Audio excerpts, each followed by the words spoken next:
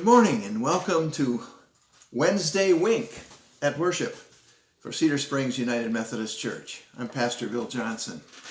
We listen for the Word of God from Matthew 28, verses 1 through 10.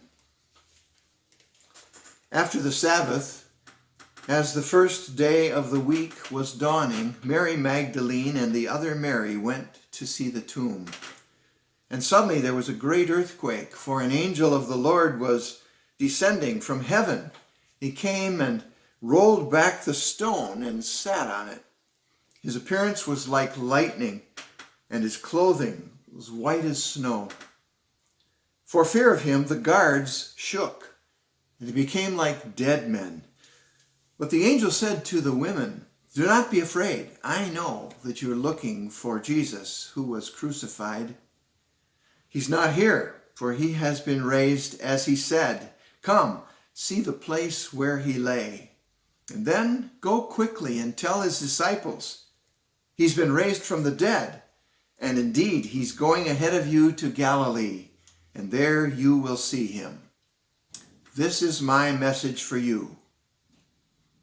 So they left the tomb quickly, with fear and great joy, and ran to tell his disciples. Suddenly Jesus met them and said, "Greetings." And they came to him, took hold of his feet, and worshipped him. Then Jesus said to them, "Do not be afraid. Go and tell my friends to go to Galilee, and there they will see me." The word of God for the people of God. Thanks be to God.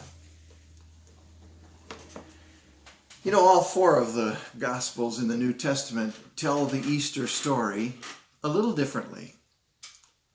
What seems interesting is that when you try to put the stories of Matthew and Mark and Luke and John side by side, they don't appear to be consistent with each other. Was there an earthquake at the resurrection? Only Matthew is the one that says the whole earth shook. How many women went to the tomb? Was Mary with another Mary, as Matthew says? Or should we believe Mark, who says there were 4 women? Luke is no more help. There was an unnamed group of women, as he tells it. Was Mary alone, as in the Gospel of John? Were there 2 people clothed in white, or maybe just one, announcing that the tomb was empty?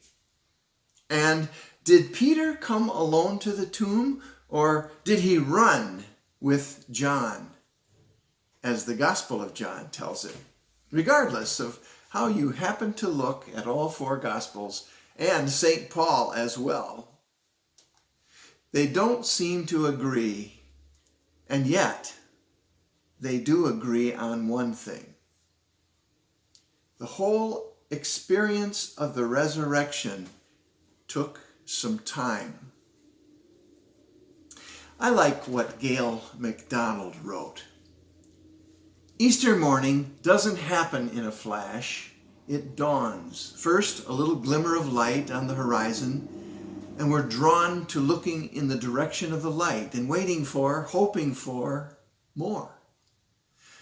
Waiting for, as experience tells us, the first glimmer of light at dawn, and just the beginning that more light is on the way. We're told the Easter story in amazement and surprise, and with the fast-paced style of the Gospels. But Mary did not recognize Jesus right away in John's telling. The disciples did not believe the story right away, and on the road to Emmaus, in the room behind the locked doors, or by the seaside, the disciples didn't recognize the resurrected Jesus at all right away. It's not clear. And I suppose we could worry about all this, but I suspect you may be like me. When it comes to these stories, it doesn't bother me at all. 4 evangelists heard the story, and 4 told what they heard. Happens all the time in real life. Stuff happens, different people see different stuff. 4 people witness a car accident. The officer arrives. First thing he does is separate the people involved. He wants to hear the story as each one experienced it. He learns that there are 4 versions of what happened. Well, this Sunday morning, when we gather to hear the good news, boy, do we have a story to tell for Easter 2020, right? Join us Sunday for the gradual dazzle. I hope you will, because we have good news for all times, and that includes this strange year. I also hope you'll tune in on Good Friday, April 10, around noon, for we're going to be looking at the Good Friday world that we live in and what is good about it. Join us to discover the hidden message of good news on that dark day in history and in our dark days. I'll see you then. And if you go out, don't forget to wear your mask. Grace and peace.